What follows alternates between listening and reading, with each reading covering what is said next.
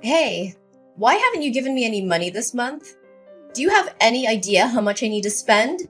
I've been swamped with work, okay? I forgot to send you the money, but I'm dealing with it now. Remember that in just 2 months, I'll be completely out of debt. You don't have to keep reminding me of that, do you? Do you think I enjoy being stuck with a useless person like you? You're beyond ungrateful. How dare you insinuate that I wasted my time giving birth to you and raising you just so you could be successful today? Enough! Stop with the sarcasm. Anyone who overhears your words would think you actually love me. You think you're clever, huh? You even had the audacity to teach me about life. But guess what? I need another $5,000 this month. $5,000? For what exactly? This month, I want to buy your brother some new shoes and clothes to prepare him for work. And I also want to provide him with proper nourishment so he can keep his strength up while job hunting. He's been feeling down and losing weight because he can't find a job. I can't stand seeing him like this. And how is that my problem? Didn't we agree that I'd give you $10,000 every month until it adds up to $200,000 as a thank you for giving birth to me? After that, we'd cut ties and never bother each other again. I'm not obliged to give you more money to support him. Besides, isn't he just unemployed because he dreams of being a manager or department head rather than taking any job available? How can you say such heartless things? He's your brother, your flesh and blood. He has a decent university degree and he's an extremely talented and capable person. How could he settle for some low-level employee position when he's treated as an errand boy? He deserves more than some menial job where he's treated like a servant. Huh? Don't think that your little amount of money gives you the right to say whatever you want about my son. Whatever you want, but I won't give you any extra money. Oh, hold on. I've thought about it again. $200,000 is probably not enough to compensate for my love, effort, and sacrifices in raising you. Moreover, my son is about to get married. If he doesn't have a car or a house, society will look down on him. So before you cut ties with us, you better buy your brother an expensive car and a fancy house. Otherwise, don't even think about escaping from me. What? That was never part of our agreement, and you know it. Well, I've been thinking. Aren't you the manager of a prestigious company? With your high salary, it shouldn't be a problem at all. Just a few more years and you'll be able to fulfill this obligation, won't you? That's not the point. You clearly understand that I have no responsibility or obligation to cater to your son's life. If it weren't for my father's dying wish, instructing me to take care of you and your brother until he can stand on his own, I would have cut ties with you a long time ago, Kimberly. You're such a heartless monster of a child. How could you prioritize the words of a dead man over mine? The one who raised you. Because he treated me fairly, unlike you. So what about your poor dead father, leaving me to work tirelessly to provide for you and your brother? And now you treat me like a burden.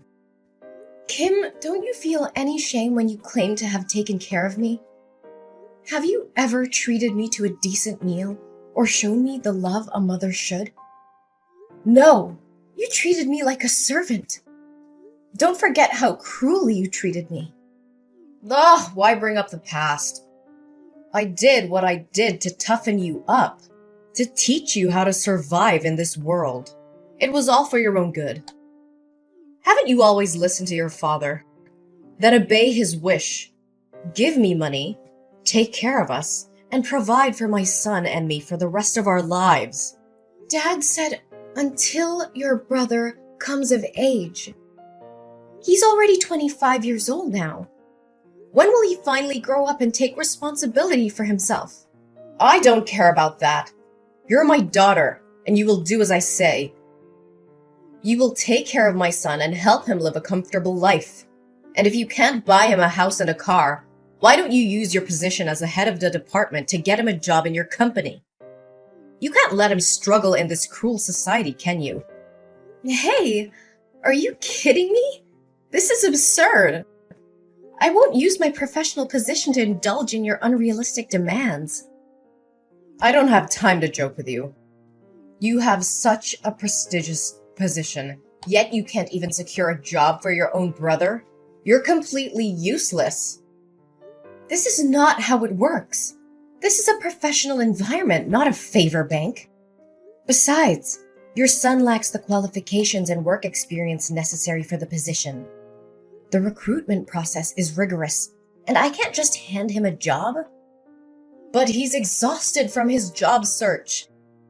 He's constantly rejected by reputable companies, forced to work in lowly positions, and treated like dirt. I won't let my beloved son suffer. But if he works at your company, you can protect him. No one would dare bully him then. Everyone starts from entry-level positions and works their way up. He needs to learn the value of hard work and perseverance. Being overprotective won't do him any good. Huh! So now you're trying to portray yourself as mature and independent, huh? Treating this family like strangers, as if we're not connected by blood. What a waste of my love and all the hardships I endured to give birth to you and raise you all these years. But my dear daughter, I won't blame you for not loving me. I understand. It's all my fault. When your younger brother was born sick, almost on the brink of death, I simply thought you were a strong and understanding child, capable of taking care of yourself. Therefore, I focused on loving and pampering your brother more. But I never imagined it would make you hate me so much. It must be all my fault. All right. Stop dwelling on that old story. Fine. This will be the last time I help him. Promise me that if you make any more demands, you'll repay me the full $200,000 and disappear from my life. All right, my dear girl. But remember, make sure to get your brother a good, respectable job. My precious son is not meant to be a mere errand boy or an ordinary employee somewhere. I can't make that decision alone. I will reach out to HR and arrange an interview for him with me and my boss.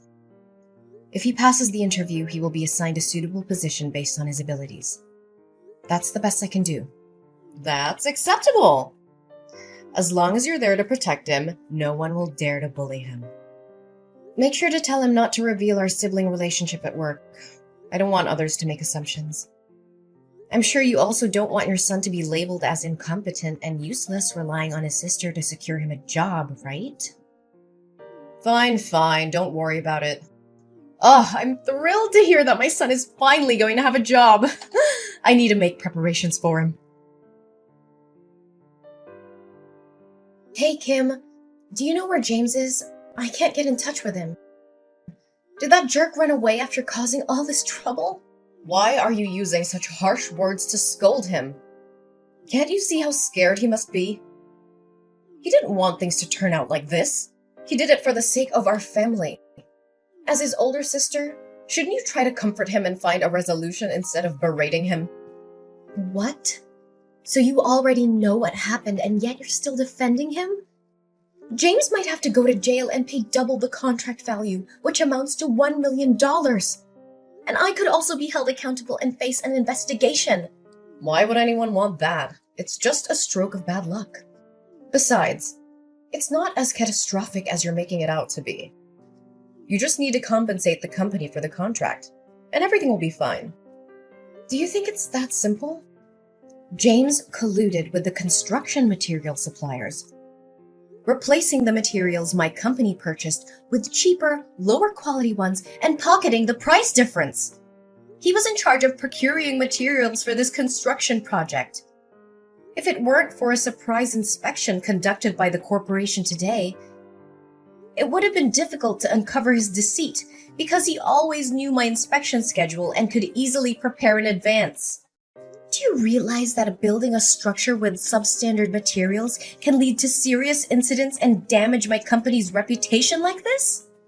He didn't do it on purpose, did he? He was lured into this by the sales side. Unfortunately, he got caught. You know he lacks experience in work and life, so it's understandable that he made a small mistake. Just a small mistake? The company has already involved lawyers and the police. Can you still defend him? Do you realize that this could result in up to 10 years of imprisonment? The police are already investigating, and James won't be able to escape the consequences. He directly signed the receipt for the fraudulent goods, and the supplier admitted to the fraud as well. Not only will he have to go to jail, but I'll also have to take responsibility for this mess. Tell me where he is. He needs to face the consequences of his actions. Enough!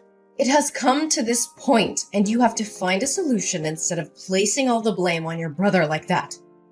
What other solution do you propose? The only way now is for James to turn himself in and accept the consequences of his actions.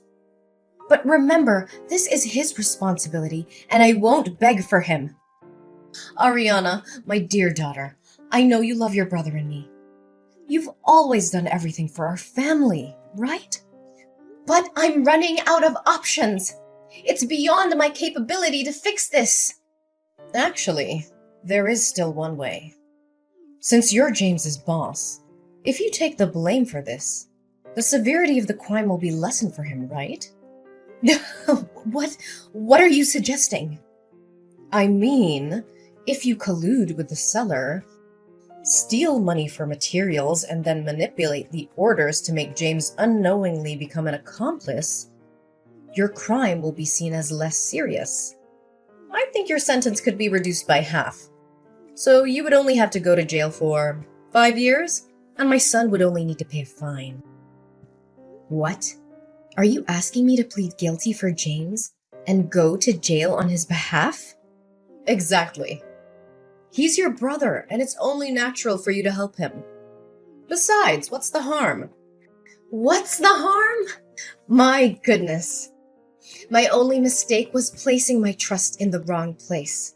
I never thought that no matter how flawed you both are, you would dare to engage in illegal activities or harm the company. I was foolish to believe that James could change for the better. Don't blame my son and speak of him as if he's useless and incompetent. Everything is your fault. In terms of work, you haven't been strict enough in managing your subordinates, allowing such exchanges of materials to happen. In terms of family, as the older sister, you couldn't even provide a house or a car for your younger brother, forcing him to struggle with a meager salary. And because of his low income, he can never afford a house.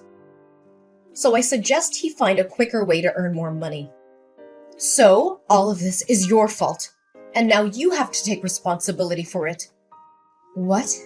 What did you just say? Are you the one who instigated James to do these despicable things? How could you? You're willingly putting your own son behind bars. I always thought you made my life miserable, but I never expected you wouldn't even raise your favorite son properly. How dare you speak to me so rudely? Is this how you treat your own mother? I can't believe I put in the effort, money, and love to raise you, and now you treat me like an enemy. You claim to have worked hard to raise me? Let me remind you, it was you who forced me to drop out of college to work and earn money to support your son's education. You said that girls would never be as successful as boys, and that I would end up getting married and becoming a stranger. So there was no need for further education. Do you remember how I had to beg and plead with you to let me continue my studies and take up part-time jobs in the afternoons? And even night shifts, just to pay for my own education and support your son? And whose fault was that? It was your father who said you should take care of us instead of him, right? You're such a weirdo. Why do you listen to him more than me? While you always favored your son, saving the best for him, buying new toys and giving him whatever he wanted, I had to make do with hand-me-downs from my cousin or items I picked up from charity boxes. I always had to eat the leftovers after your son finished his meal, and I spent my days doing household chores. Thankfully, I had a father who loved me, but he didn't have much money and was constantly oppressed by you. All he could do was comfort me and buy me ice cream whenever he saw me unhappy. Oh, don't say that. I still love you. I always think of you, care about you, and worry about you. So let me ask you this question. If you can answer it correctly, I will plead guilty for James as you wish. Fine. Ask away. I'll answer whatever it is. What day is my birthday? What kind of question is that? Do you think I don't remember your birthday? I'm your mother, the one who gave birth to you. Then don't take too long to answer. September 6th, right? That's James's birthday. Ah, I meant October 15th. Yes, I'm absolutely sure. That's your birthday. Oh, well, then it must be... Stop it! I know you don't remember anything about me. It doesn't matter. I've made up my mind. You have to plead guilty for James. You're just a girl. You'll get married and become a stranger to me, and even if you go to jail, it won't matter. But James is different. He's a boy, and he will be the one to take care of me when I'm old. He needs a bright future, a successful career, and a clean record. He can't go to prison. You can stop with your nonsense now. Do you remember our deal? What deal are you talking about? If you ask me to do anything more than finding James a job, then all previous agreements, including the $200,000, will have to be returned to me. And we will cut ties immediately. Furthermore, you and James will have to move out of my house. So what? What are you gonna do, huh? I have no money to repay you, and I won't leave this house. You have no right to kick me out. I will make a scene and show everyone what an ungrateful, disobedient daughter you are. Oh, I haven't revealed everything yet. Of course I won't demand the money back because both you and James will have to earn another $1 million to compensate my company. And as for leaving the house, I won't be the one to ask you to leave. I'll leave it to the police. You can sit there and wait comfortably because the police will come to pick you up. What? Why are the police involved in this? Do you remember when you accidentally confessed that you instigated James to steal money from my company? Well, coincidentally, the police entered my room at that moment to request cooperation in their investigation, and I conveniently let them read the entire conversation.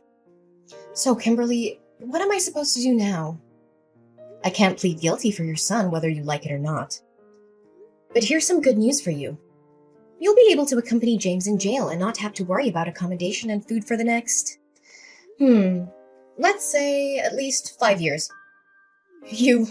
How dare you betray your own mother?